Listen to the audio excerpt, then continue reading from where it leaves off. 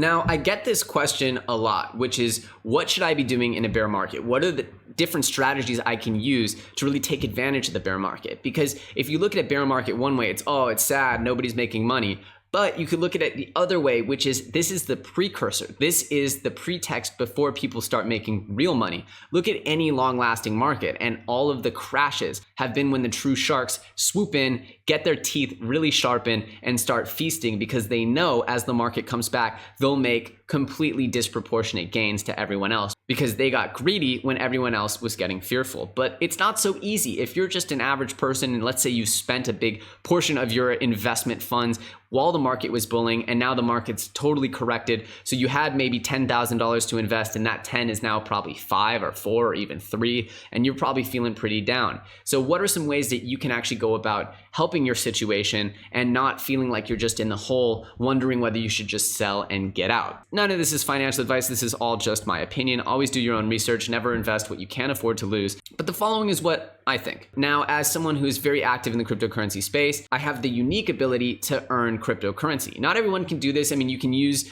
different services to convert money into cryptocurrency, but if you're just earning in fiat, that's kind of the same as just buying cryptocurrency. So I would say do what you feel is best, but I've sought out opportunities to earn cryptocurrency. Now, the reason why I want to earn cryptocurrency is because it allows me to then earn and sort of trade my hours and earn at a certain rate, whatever my hourly rate is in US dollars, I'm actually earning at the bottom of the cryptocurrency market, or what I feel like might be close to the bottom of the market. So when this market comes back and starts moving upwards again, whatever I was making per hour might double, triple, quadruple. So it'll give me a chance to really take my opportunities for earning what I've spent on time working and really make the most out of that, even during the bear market. So as I'm consulting, as I'm doing different marketing initiatives, as I'm helping and I'm doing different projects, I'm trying to really earn as much cryptocurrency as I can, because I personally believe that whatever dollar I am to make today might be $3, $5, $10 in the next few years. And that to me is the same as investing well. Earning at the bottom of the market or earning when the market is low is a very good opportunity to me to really make good gains as the market comes back. The second thing you can do during a cryptocurrency market is cost average. This means that as the market goes forward, you don't know whether it's going up or down or sideways, but you know that you bought at a higher point than it is now. What you can do now is start slowly taking the sting out of that by buying little bits of coins here at the lower market values. Let's say I bought Walton at $20 and now Walton is under $5. So obviously for every dollar I spend, I get 4 times as much Walton. So obviously I might not want to put as much as I initially put in, but I could slowly put aside $10, $50, $100 each week or 2 weeks or month, whatever you're comfortable with. And then you could slowly start to take the sting out of your initial buys and bring your average price way down. And that way, when the market comes back, you don't have so far to go to break even. And if you want to just break even and cash out a bit and sort of downgrade the amount of exposure you have in the market, that's one way to do it. Of course, you are increasing your exposure in the short term by putting more money in, but there's one school of thought that would say you're making your initial investment more safe. Now, the third thing you should be doing in the bear market is to set long-term goals. In the bull market, you can set a short-term goal. You can say, if this goes up 50%, I'm cashing out. If this goes up 20%, I'm cashing out. If this goes up 100%, I'm cashing out. You can set short-term goals because things are going up 50, 100% in days or weeks. Whereas in the bear market, those things happen, but they're really more cyclical and they take a lot longer to manifest themselves.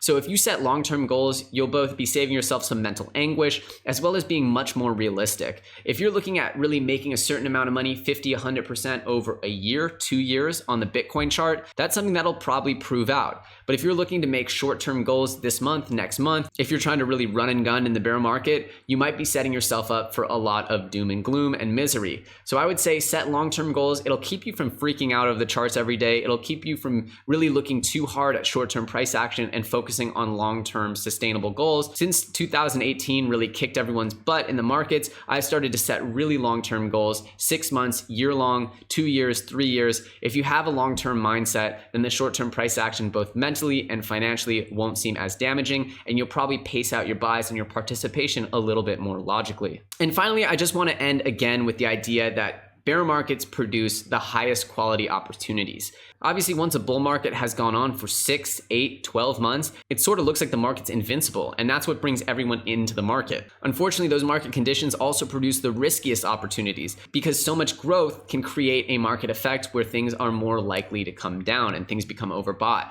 Right now, it looks like the volume's so low and the bearishness has gone on so long that the highest quality opportunities might be really coming out right now as the total market caps keep sinking and coins keep losing value, especially altcoins. You might be looking at some of your best opportunities to get into coins that we've seen all year or even in the past 2 years. These bear market trends, when people start looking the other way and stop paying attention, are when the real opportunities come. The real investors that hop in, believe in cryptocurrency projects, believe in blockchain projects, and really act as the sort of safeguard of those projects by buying when no one else will, they get rewarded disproportionately and really rightfully so, because they're investing in something because they truly, genuinely understand it from a fundamental level. They understand that just because the market cycle and the market trend is not hot doesn't mean that the project is not a good one. So if you're able to analyze and find projects that you believe will survive the bear market, obviously I just did the video on which coins I think will survive the bear market.